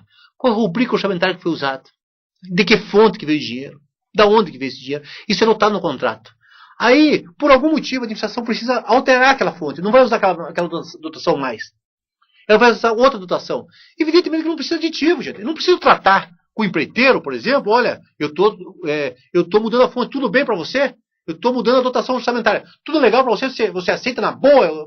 Não precisa tratar com ele. Eu simplesmente anoto que eu alterei a fonte. Para a empreiteira, a construtora contratada, ou o profissional de engenharia e arquitetura que está fazendo o projeto, lá está o contratado, interessa para eles, evidentemente, que cumprindo ele o cronograma físico-financeiro, ele já receba a parcela dele. Então, isso eu posso fazer, né, através de um simples apostilamento. Porque o simples apostilamento não vai assinado pelas duas partes. Tá? Só vai assinado pela administração pública. Só ali quem foi que assinou o contrato assina. A outra parte não precisa assinar. Na carta veremos isso mais ainda especificamente. Mas isso facilita muito, né? Logicamente, você fez, só comunica, né? Manda uma cópia e tal, para ele ter ciente que foi mudada a rubrica lá, para ele saber o que foi o reajuste que ele tinha direito, que já estava tratado no contrato, ele foi realmente dado para ele, tá? Só dizer o seguinte, olha só. Então, qualquer, gente, eu quero dizer para você assim que toda vez que não precise pactuar, que não precise tratar nada com outra parte, faz esse apostilamento, tá? A lei traz, tanto a 866 quanto a 15608, ela traz exatamente quais são os casos que podem apostilamento, mas aquilo ali não é números clausos, não é só aqueles casos. Que são alguns exemplos. Toda vez que eu precisar mudar, sem que precise pactuar com o outro lado, eu faço por apostilamento. Beleza? Isso aí. Continuando. Continuando, então. Então, o contrato administrativo, gente, para resumir e revisar, possui as seguintes características. Em primeiro lugar, a administração pública deve ser parte com o poder público, com supremacia. Com supremacia quer dizer, gente, aquela coisa que eu falei para vocês, né? Aquela relação vertical. Ela tem supremacia. Nós vamos ver daqui a pouco uma coisa chamada cláusulas exorbitantes, que eles chamam de cláusulas exorbitantes, né? É um nome talvez não é talvez o nome mais correto, mas é chamado de cláusulas exorbitantes pela maioria da doutrina. Depois nós vamos conversar um pouquinho sobre isso daqui a pouquinho. Então ela tem a supremacia. Essas cláusulas vamos ver que exorbitantes. Tem mais prerrogativa a administração pública, né? Tem mais poderes, né? Porque são prerrogativas para atender o interesse público. Trata de uma relação sempre desigual. Há um procedimento legal para a contratação, licitação, dispensa, inexigibilidade de licitação. Então, há um procedimento legal, certo? Mas a relação é sempre desigual. Sempre desigual. Porque a lei traz essa desigualdade. Tem natureza de adesão. Isto é, o particular aceita ou não é contratado. Então, gente, eu quero dizer o seguinte. Quando a gente licita uma obra de engenharia, ou licita qualquer coisa no Estado, obrigatoriamente a minuta do contrato vai estar ali. Não vai ter o valor ainda, porque não sabemos qual é a proposta que vai ser vencedora. Mas todas as condições do contrato vão estar ali. Todas as condições, regime, execução, ela sabe como vai ser executada. É assim que nós queremos. É assim que o Estado quer contratar. Mas assim eu não quero. Se tu não queres, então não participe nem da licitação. É assim, ó. Logicamente, todos esses assim que eu digo, dentro da lei. Que a lei diz, que deve constar no contrato. Nós já vamos ver daqui a pouquinho. Tem que estar tudo aquilo ali, não pode inventar, né? Tá? Mas dentro da lei é isso aqui que nós queremos. Pô, mas assim eu não vou. PT, saudações. Adeus.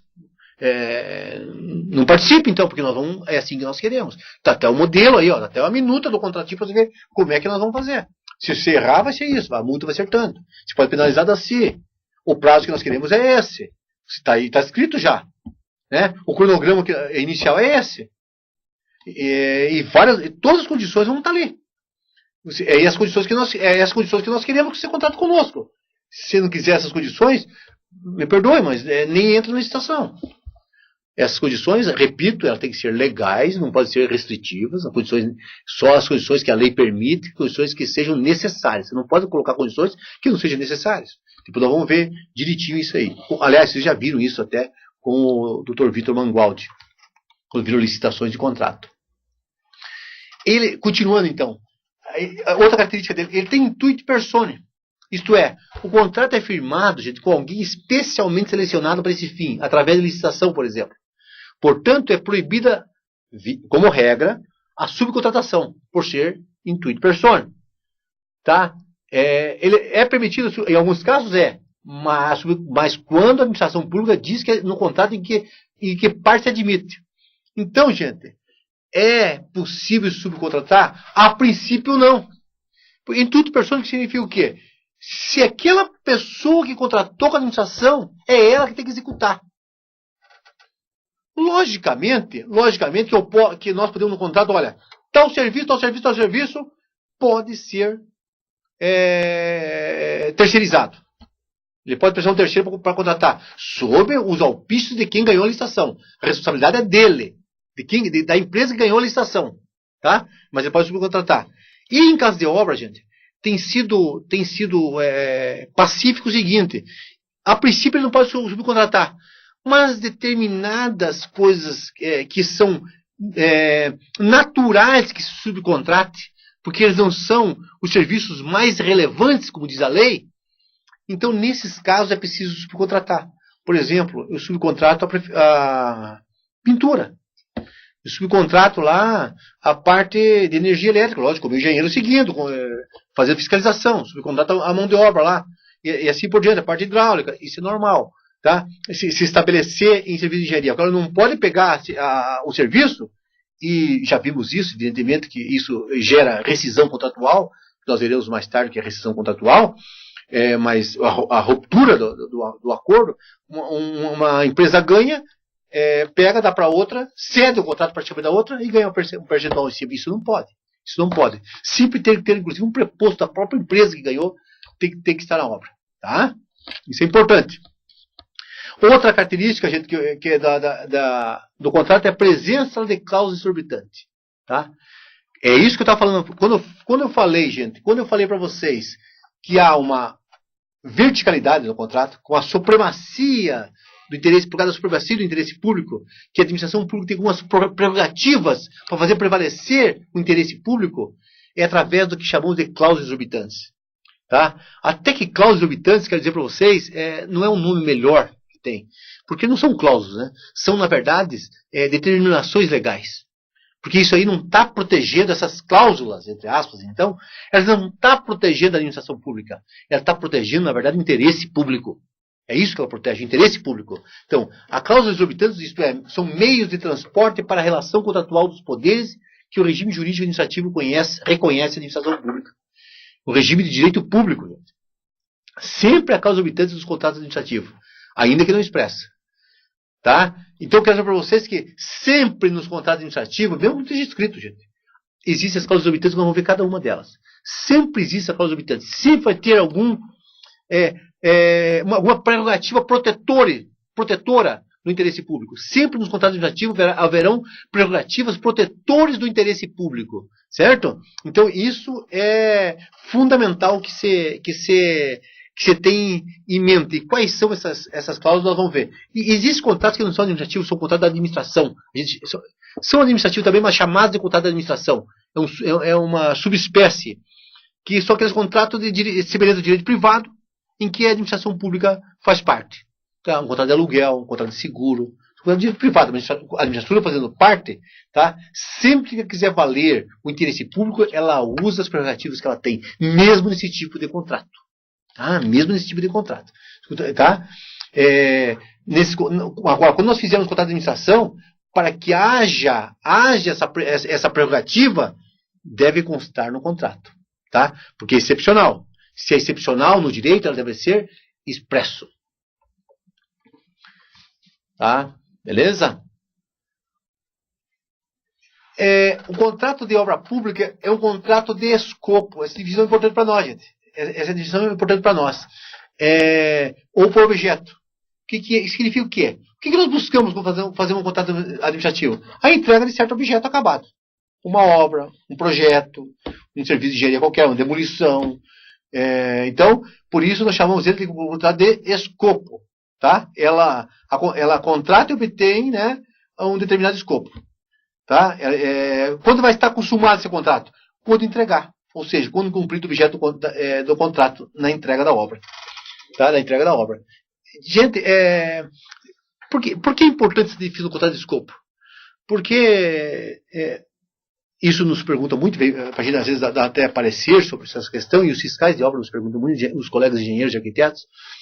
Puxa, passou para a execução e agora? Rescinde o contrato, não faz mais? Não. A empresa pode tocar. Mesmo que acabou o contrato ou para a execução, gente, a empresa pode continuar tocando esse contrato. Não tem problema nenhum. Pode continuar tocando. Logicamente que ela terá que ser penalizada. Se não houver justificativo pelo atraso, tem que ser penalizada pelo seu atraso. Tá? Ela vai ser penalizada. Atrasou X% por dia, X reais por dia, depende do que estiver estabelecido no contrato. Os contratos do Estado do Paraná de edificações é 0,3% ao dia, né, de multa pelo atraso, mas ela pode continuar tocando a obra. entregar com atraso. Aquele prazo de execução é para que a gente tenha certeza que a obra... é para a gente dizer, para quem entrou na licitação, nós queremos que a obra acabe com tantos dias. Por quê? Porque é um posto de saúde e o povo precisa de médicos. É uma escola, as crianças, os jovens, os adultos precisam de estudo. Tá? É uma estrada, as pessoas precisam andar nas estradas, né? Percorrer as estradas. Então, é por isso que a gente estabelece um prazo de execução. É o prazo e por favor, não atrasem. Porque se atrasar, é isso que diz o contrato. Se atrasar, você vai ser multado. Você vai ser penalizado. Tá? E me entregue. Porque se você não me entregar, se você ser multado, ainda pode ser suspenso de licitar ser suspenso de licitar com a administração pública. Você pode ficar 2 anos sem contratar com a administração pública, licitar e contratar com a administração pública. Então, mas o que eu estou enfocando aqui, que por enquanto, tudo isso eu vou tratar muito bem. É o contrato de escopo. Nós queremos a coisa pronta. Então, olha o que diz o artigo 104. Os prazos de início de etapas de execução, de conclusão e de entrega admitem prorrogação. Então, se pode prorrogar? Pode. Mantidas as demais cláusulas do contrato e assegurada a manutenção de seu equilíbrio econômico-financeiro, desde que ocorra algum dos seguintes motivos devidamente atuados no processo. Então, gente, os prazos, eles podem ser, os prazos de execução, a vigência contratual, o prazo para início da obra, ele pode ser prorrogado. Lógico, fazemos aditivo, né? Fazemos aditivos e prorrogamos. Contanto que nós vamos ver que haja justificativa sempre. Justificativa. Tá? E assegurado sempre a manutenção do seu equilíbrio econômico-financeiro. Né? Econômico-financeiro. Se por algum motivo a gente teve que aditar o contrato e aumentar o prazo muito tempo, de tal forma que, aumentou em tanto tempo que os valores da obra já não são os mesmos. A gente pode pensar em uma coisa chamada reajuste, depois nós vamos conversar um pouquinho sobre revisão contratual, reajuste, diferença entre todos. O fato é que não pode também desequilibrar econômico e financeiramente o contrato, seja a favor da empresa ou contra a empresa, a favor do Estado, da administração pública, municipal, estadual, federal, ou contra a administração pública. Se ocorrer impedimento, paralisação ou sustação no contrato, o prazo do cronograma de execução será prorrogado automaticamente por igual tempo. Por algum motivo, parou a obra. A administração deu causa e parou a obra. Algum impedimento. Tá? Algum impedimento. Foi lá, houve uma ação judicial, por exemplo, e parou a obra.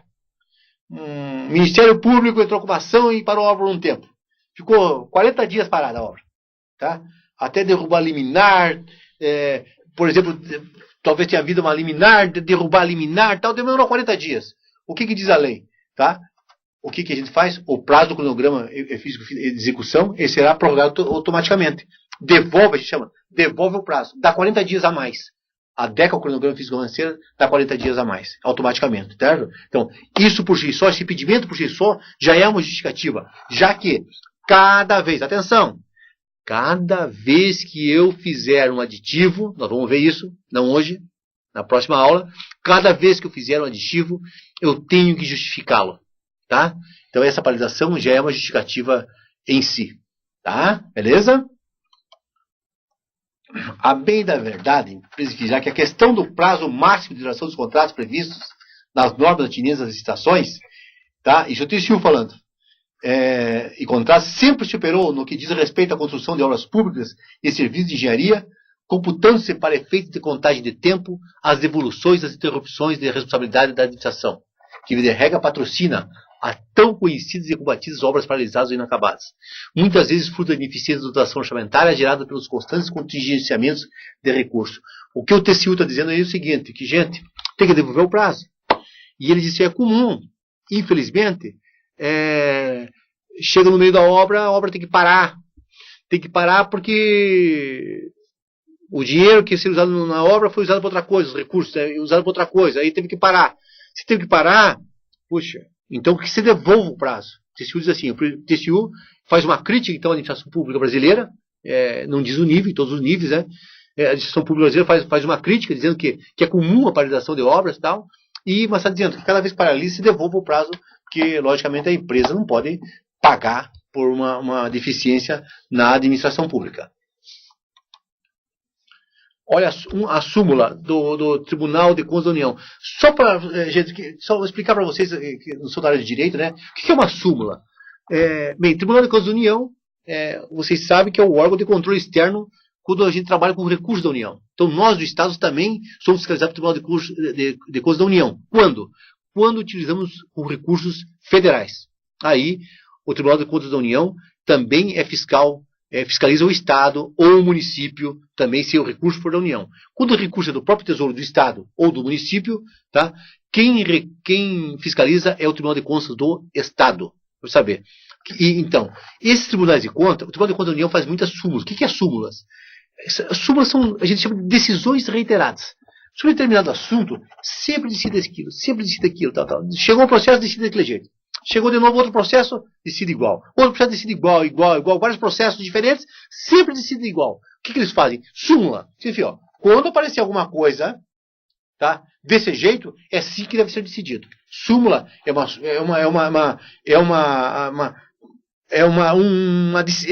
um resumo de todas as decisões sobre aquele tipo de assunto.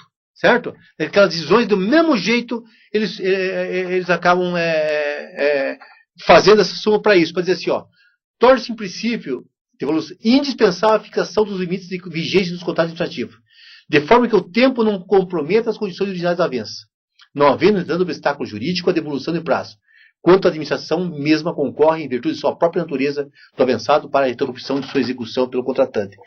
Olha, o que aconteceu? Provavelmente não, com certeza. Várias vezes chegou ao Tribunal de Contas da União o seguinte caso: puxa vida, a administração atrasou, é possível prorrogar? A administração cometeu tal erro aqui, faltou dinheiro para a obra, eu posso prorrogar? Isso aconteceu centenas, às vezes milhares de decisões desse tipo. O que ela fez? Ela faz uma súmula. Faz uma súmula e diz assim, olha, é possível. Se consegue acontecer isso, é possível prorrogar o prazo. Faz o aditivo e prorroga. É isso que está dizendo essa súmula aqui, número 191 do Tribunal de Contas da União. Olha o mandato de segurança que houve lá. Isso que era, daí não era o Tribunal de Contas da União. Só para dizer também para vocês, o Tribunal de Contas da União é um órgão auxiliar em todo o Poder Legislativo. Certo?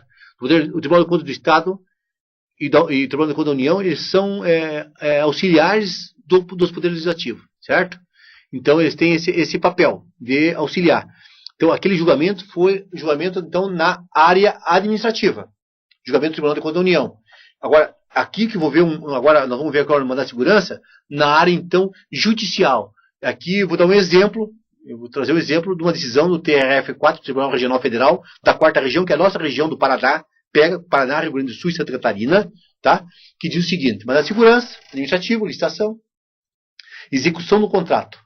O peculiar regime dos contratos administrativos prevê, como desdobramento do princípio da continuidade do serviço público, sua prorrogação automática nos casos de impedimento, paralisação e sustração. Na verdade, admitindo, por outro lado, a rescisão unilateral por iniciativa do particular. Né? Ele está dizendo o seguinte, gente, que o Estado, por algum motivo, novamente, o julgamento é muito semelhante ao julgamento que teve o Tribunal de Contas da União, parou, então devolve o prazo. Tá? Mas parou muito, de tal forma que a empresa não tem mais condição de tocar. É possível que ela peça judicialmente a rescisão unilateral do contrato. Chama rescisão judicial. Ela pode entrar na justiça e pedir a rescisão. Não pode simplesmente ir embora, não. Tá? Ela não pode simplesmente dizer assim, ó, não, eu vou embora. Não quero mais, não me pagaram, eu vou embora. Não pode. Tem que entrar e pedir isso. Vamos ver isso também mais demoradamente. Tá? Depois nós vamos ver em outros lugares. Estou tentando entender o que é um contrato administrativo.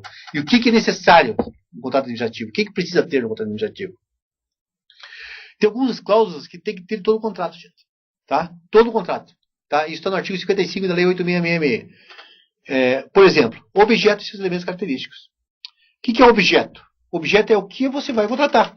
Tá? O que você vai contratar é objeto. É uma obra. Tá?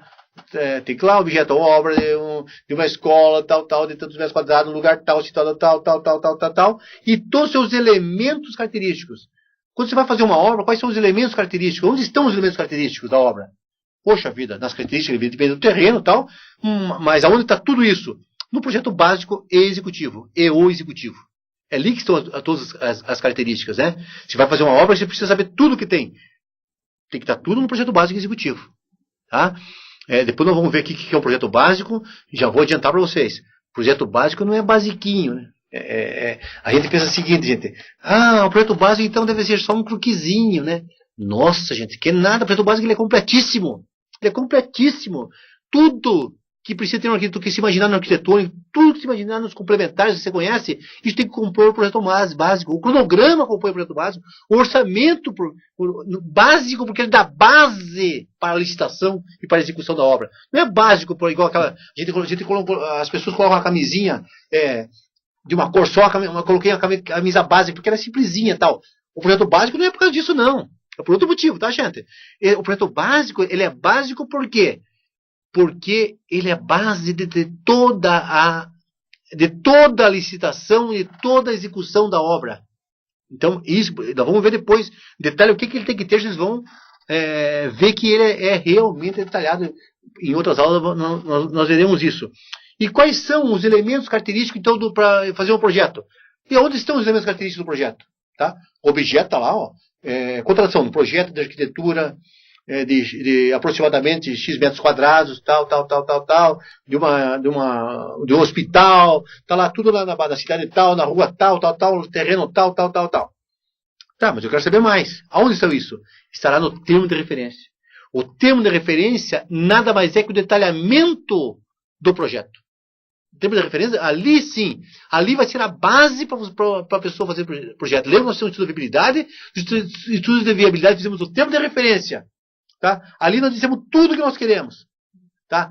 No caso, como eu penso, tá? Estabelecemos todos os critérios ali, o que eu tenho que ter, olha, a hora que se projetar, leve em conta, por exemplo, o aproveitamento da água de chuva. A hora que se projetar, leve em conta que eu quero que tenha uma solução alternativa para energia. Eu quero usar energia solar, eu quero que o meu telhado toda a escola, eu quero vender energia para a Copel. Quero que o telhado seja toda com solar. Tá? Quero produzir energia. Tá? Faço. Tá? Só que isso eu tenho que constar no termo de referência. Termo de referência, então, quando fala objetos e elementos característicos, para um projeto, os elementos característicos vão estar aonde? No termo de referência. Para uma obra, a hora que for licitar a obra, vão estar aonde? Nos projetos que foram realizados a partir daquele termo de referência. Tá? Um leva ao outro, sempre se interligando, como a gente pregou até agora aqui. Tá? Beleza? Então, primeira coisa, então, objeto e seus elementos característicos. É que nós temos que estar a gente tem que ter como cláusula do contrato. Então, uma das cláusulas do objeto. Tá? Vai lá, tá. Elementos, a gente chama de elementos instrutores. A gente coloca todos que estão. Tá? E para nós, a hora que você vai participar da licitação, gente, lá no Compras Paraná, você vai clicar, vai estar todos os projetos vão estar lá já. Tá? Tudo pode imprimir ou deixar em meio digital mesmo e baixar como você quiser. Tem que constar o regime de execução ou a forma de fornecimento. Tem que estar no contrato, gente. Qual é o regime de execução? Que tipo de empreitada que é? Nós vamos ver cada um dos tipos de empreitada, como eu já falei para vocês. Mas tem que estar lá. O preço. Forma de fornecimento não é para obra, evidentemente, né? Forma de fornecimento para outro tipo de material, por exemplo. Né? Como é que você vai fornecer o material? Olha, cada 30 dias tem que entregar tanto, cada 6 meses. Isso tem que estar lá. Né? Nós estamos lidando com obra, é o regime de execução. O preço e as condições de pagamento. Certo? Qual é o preço? Quanto vai custar? Tem que estar lá. No contrato, tinha minuto do contrato, houve a licitação, a empresa ganhou por 1.200.000. Está lá, ó. Valor do contrato, 1.200.000. Vai estar lá. Será tal o quê? Depois da medição, a medição será feita a cada 30 dias, será pago até 30 dias depois. Tá? É assim que é feito, por exemplo, hoje no estado do Paraná. Não pode ter mais de 30 dias. A lei não permite que seja pago depois de 30 dias. Mas já vemos isso constantemente, infelizmente, em muitos lugares. As condições de pagamento, né? Acabei de falar. Medição mais 30 dias. Né? Os critérios. Né? Como é que vai ser medido? Né? A data base para o do reajustamento. Como é que vai ser reajustado o contrato? Vai. A partir de quanto que vai ser reajustado? Nós vamos ver daqui a pouquinho, outro dia, qual é a data base. A data base é o dia que foi apresentada a proposta. Tá? Depois de 12 meses a partir do dia da proposta, você tem direito a um reajuste. Esse critério tem que estar lá no contrato, gente. Para nós, viu? Vocês que estão nos assistindo, que tem... quem quiser saber como é que o Estado faz os seus contratos, entre no site da Paraná Edificações. Lá vão ter as condições gerais de contrato. Tudo isso que eu estou falando para vocês vai estar transformado em contrato. Vocês vão ver, tudo isso está previsto lá. Tudo isso, as obrigações estão nas condições gerais de contrato. Tá? Lá vocês vão encontrar a resolução número 32. Eu vou pensar isso depois no muro. Na semana que vem vocês vão ter isso. Tá? Lá vocês vão ter todos esses detalhes lá. Tá? Beleza? Para ver como é que isso é. Para vocês verem na prática como é que isso é dito no contrato. Né? Como é que é dito? Lá está certinho. Está bem direitinho como é que isso é tratado, isso, sabe? No contrato. Então, regime de execução, preços, critério de atualização. Critério de atualização monetária entre a data do adimplemento das obrigações e do efetivo. Opa, desculpa, para vocês verem lá. Os critérios de atualização monetária entre a data do adimplemento das obrigações e a do efetivo pagamento. Tá? Por quê? Olha bem, o fiscal foi na obra, mediu, tá? Mediu 30 dias, a empresa faturou, tem 30 dias para receber. Se por algum motivo a administração não paga o cidadão, a hora que ele for receber, ele tem direito à correção monetária. Essa correção monetária deve ser cláusula. A empresa, na hora que ela participa, ela sabe até que índice que vai usar. É o INPC, que índice vai ser? Vai estar escrito lá. Vai estar escrito lá qual é o índice, tá? Então, isso tem que constar obrigatoriamente no contrato. Os prazos de início da etapa de execução, de conclusão, de entrega, de observação e de recebimento definitivo de cada caso. Então, tem que saber a contratada quando qual é o prazo para iniciar a obra, né? Qual é o prazo para concluir a obra, para que ele me entregue, né? Qual o prazo de observação? O prazo de observação é o seguinte, gente, nós vamos ver também mais tarde, mas só para vocês saberem. A pessoa diz assim, terminei a obra, tá? Terminei a obra, está prontinho, o fiscal vai lá, ou o fiscal ou uma comissão, vai lá, realmente terminou a obra, tá? Então, já que você terminou, eu estou vendo que está tudo certo aqui mesmo, tá? Se estiver certo, estou vendo que está tudo certo, eu vou receber, mas provisoriamente. Por que provisoriamente? Porque eu quero um prazo de observação, eu quero dar uma olhadinha. Quanto precisa? Preciso de 90 dias, que é o máximo. Ver se não vai acontecer alguma coisa. Daqui a pouco começa aí a cair telha, a quebrar telha, a goteira, não funcionar o interruptor. Eu quero dar uma olhadinha, quero 90 dias para esse prazo de observação. Tá? Isso chama-se prazo de observação. Então isso tem que estar constante no contrato. Nos nossos lá consta 90 dias, certo? E daí o prazo para receber definitivamente a obra. Se não tiver nada, tiver tudo certo, recebe, depois a gente vai ver detalhadamente isso, mas recebe definitivamente. O crédito pelo qual correrá a despesa. Lembra que eu falei para você que vai dotação orçamentária, tudo? Isso tem que constar no contrato. Quem contrata a administração pública, ele tem que saber, gente. Da onde vai ter dinheiro? Vai. Ele não vai contratar isso, mas ele tem que saber de onde vem dinheiro, de onde vem dinheiro.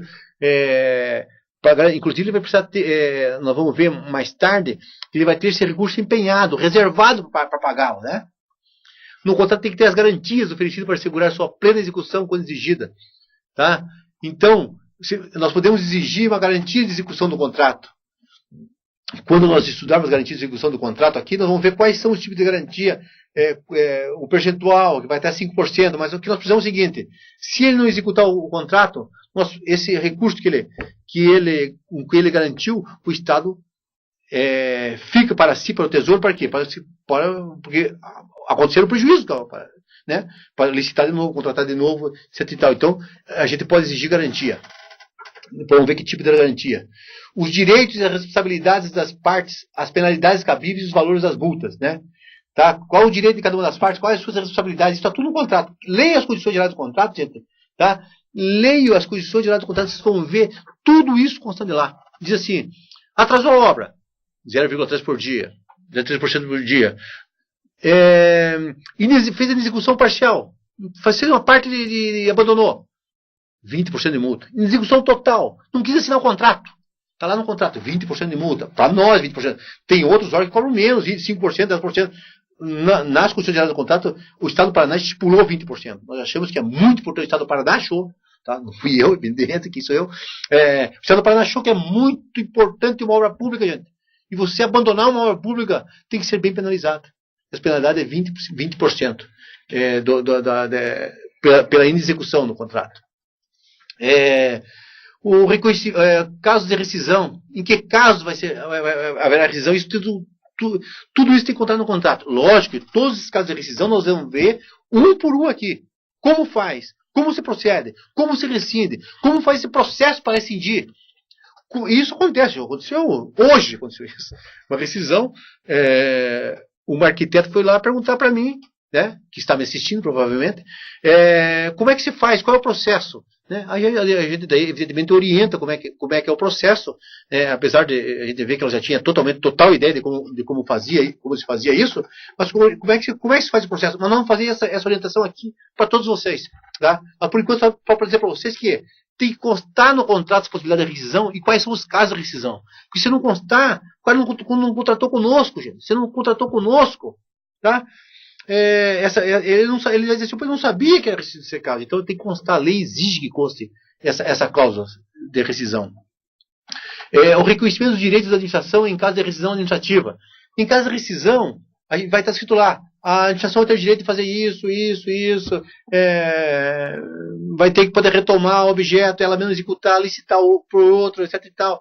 Isso tudo, nós vamos lidar também com esses casos aí, tá? Mas só para dizer que tem que constar isso no contrato. Tá bom, gente? Beleza?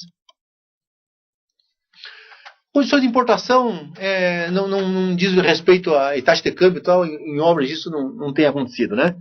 Então, não vamos ali. A vinculação ao edital de licitação e ao termo que dispensou e exigiu ao convite e à proposta licitante e vencedora. Quando nós fazemos um contrato, gente, nós temos que dizer assim, esse contrato se vincula a tal licitação. Porque tudo aquilo que está na licitação, gente, vai valer como contrato. Tá? Se alguma coisa não tiver escrito no contrato, mas está no edital de licitação, tá? Nós temos que vincular aquilo, porque aquilo vai valer como contrato. Vai ser regra, vai ser parte da regra que foi contratada. Tá? Vai ser parte da regra. Então é muito importante também. Daí o que nós fazemos? Na hora que a gente faz o contrato, a gente já diz lá, contratado conforme a concorrência pública, por exemplo, número tal, ou conforme dispensa, ou conforme inexigibilidade. Nós vamos ver depois o que é. Vocês já viram, né? Dispensa e inexigibilidade, provavelmente com o Vitor. Senão a gente dá uma citadinha. Depois eu vejo se o Vitor deu, o Dr. Vitor Mangualdi. Senão a gente dá uma citadinha para vocês saberem o que é um e o que é outro. Nós temos que demonstrar qual a legislação. Qual a legislação aplicável? Tá?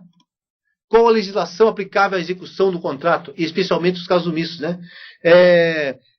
Que lei que se aplica? Nós já dizemos de cara, aplica-se a lei 15.608, que é a lei paranaense, né? E a 15.608, subsidiariamente a 866, aplica a resolução do CONAMA, aplica a lei de gerenciamento de resíduos, a lei de responsabilidade fiscal, a lei...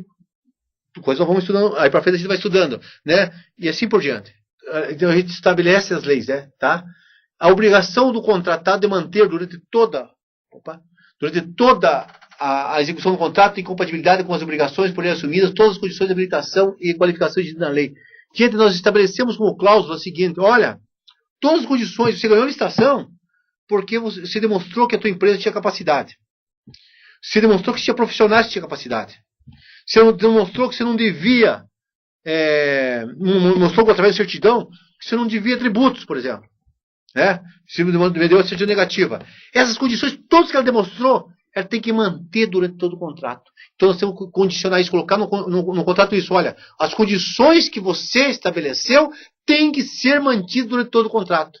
Porque nós contratamos você porque você tinha condições. Porque você demonstrou que tinha profissionais para executar essa obra. Que se tinha capacidade econômica e financeira para executar essa obra. Você tem que demonstrar que continua com essa capacidade. Tá? Isso tem que estabelecer em contrato. Não podemos, por exemplo, permitir, por exemplo, que nós exigimos que na obra tenha a empresa tenha um engenheiro eletricista que já tenha feito tal serviço. Aí, vamos a hora que vai executar, então aquele engenheiro eletricista nunca foi valorada, nem a mais servidor, empregada da prefeitura, da empresa, nem a mais empregada da empresa. Quer dizer, lógico que nós não podemos exigir que aquele mesmo profissional fique, porque ele pode rescindir o contrato lá com a empresa, ele pode pedir demissão da empresa dele, mas nós temos que exigir que ele, se a empresa falou que ia ter um profissional que cumprisse aquele dado mínimo do edital, nós temos que exigir que, se aquele profissional não está mais, que eu coloque hoje um outro, no mínimo com as mesmas condições daquele. Certo? No mínimo com as mesmas condições daquele. Por quê? Porque a empresa tem que manter, no mínimo, as mesmas condições. Ou, evidentemente, melhores condições do que tinha antes, né? Tem que manter. A vinculação ao edital de licitação ou ao termo que a dispensou ou que exigiu ao convite ou a proposta do licitante. A obrigação do governo manter. Pô, já pulei, já estou na outra agora. Tá? Então, gente, basicamente o que nós temos que constar no contrato são essas cláusulas. Mas não são as únicas. Não são as únicas. Nós podemos colocar outras cláusulas, logicamente, não contrariando a lei, que nós achemos importantes. Por exemplo, para atender qualquer um daqueles critérios que nós falamos no início aqui da nossa conversa de hoje. Tá? Não está na relação das cláusulas obrigatórias. Mas determinada lei exige alguma coisa. Nós temos que incluir cláusulas sobre isso, por exemplo. Certo? Nós queremos, eu citei aqui para vocês no começo da aula, por exemplo, vou fazer um contrato para fazer um projeto de arquitetura, com uma empresa de arquitetura. Aí, eu quero dizer o seguinte, puxa, mas eu quero que o arquiteto vá discutir lá na comunidade. Esse critério sociopolítico que atenda. A administração quer que atenda, critério sociopolítico. Mas essa cláusula não está ali. Eu posso colocar? Posso. É ilegal? Não é legal. Não é legal porque a minha divisão de sustentabilidade passa por isso.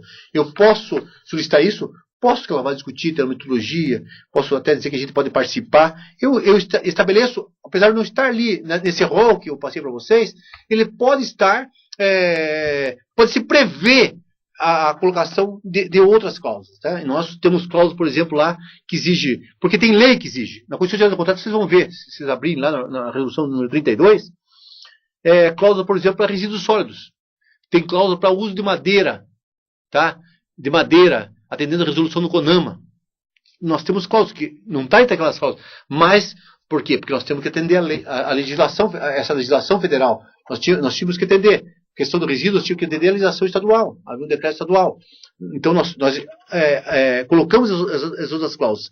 O que eu citei para vocês até há pouco, aquele rol que a lei traz, aquele é o rol mínimo. Tá? Agora, eu não posso colocar cláusulas também que sejam um que fira dignidade, outro que fira a lei, cláusulas que não sejam compatíveis com a lei e nem com a Constituição da República. Eu não posso colocar uma cláusula assim, por exemplo, você vai fazer uma obra e uma simples escola, por exemplo, uma escola bem simples, eu dizer o seguinte, de um pavimento térreo só, eu dizer assim, na cláusula, a empresa deverá manter o engenheiro mecânico aqui durante as 8 horas por dia. Logicamente que eu não posso, né? A lei não existe, coisas como essas, né? Além de outras, estou imaginando uma aí, me veio a cabeça agora, né? Não posso exigir coisas que sejam restritivas, né? Restritivas, não podia nem exigir na licitação, não posso exigir na licitação, né? E muito menos posso exigir, se caso passasse um absurdo desse na licitação, não poderia exigir no contrato. Beleza? Gente, por hoje é isso. Quero agradecer muito a atenção de vocês, foi muito bom estar aqui. O primeiro dia sempre a gente é mais seco, né? Mas a gente tem que pegar a segurança com esses equipamentos aqui, essas coisas todas, mas a gente vai se adiantando, vai adiantando e vai tentando passar para vocês tudo que a gente imagina, tudo que a gente já viveu a respeito de contrato administrativo de obras de serviços de engenharia. E reafirmando para vocês, gente, um engenheiro, um arquiteto, uma engenheira, uma arquiteta que não entende de contrato administrativo e é engenheiro ou arquiteto público que não entende de contrato administrativo, vocês vão ver nas próximas aulas, garanto para vocês, está perdido. Porque os melhores engenheiros e arquitetos, engenheiras e arquitetos que a gente já viu trabalhar, são aqueles que mais entendem de contrato de empreitada, contrato de engenharia, contrato administrativo. Esse que é uma coisa só, tá? Então é isso que a gente espera nesses dias passar para vocês. Vamos no maior detalhe, vamos nos esforçar ao máximo para fazer o que pudermos, com essa visão que a gente tem, evidentemente de sustentabilidade, para que vocês também consigam pensar junto conosco. Pensem nesse planeta como a gente pensa junto conosco. Não só a questão ambiental, lógico, com muito fervor até, mas também a questão econômica, também a questão cultural, também a questão política, institucional, e ver como é que essas coisas se intercomunicam. Muito obrigado por hoje. Até a próxima. Se Deus quiser, a gente está aí transmitindo o resto da disciplina.